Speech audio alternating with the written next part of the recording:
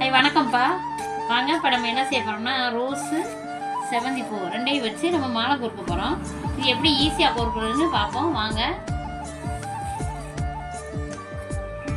First பூக்கள்லாம் நல்லா காம்பை நல்லா நீட்டாக கட் பண்ணிக்கோங்க.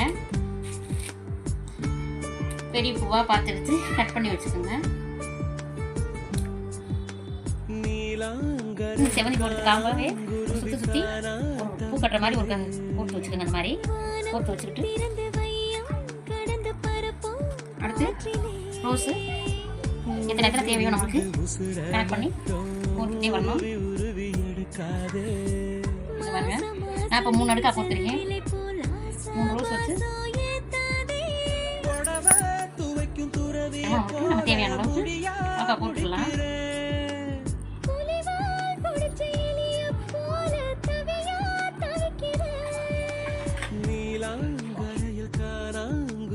ஈஸியானதுதான்ப்பா. நல்லா இந்த மாதிரி நீங்கள் போட்டு பாருங்க.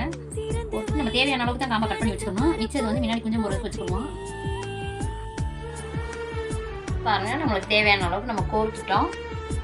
அளவு கரெக்டாக வச்சு கோர்த்துக்கிட்டோம்னா அப்படியே குஞ்சத்தை போட்டு முன்னாடி இந்த இது மாதிரி கொழுந்தோ இல்லை பச்சையோ இல்லை துளசியோ ஏதோ வச்சு தேவையானதை வச்சு நம்ம கொஞ்சம் போட்டுக்கலாம்.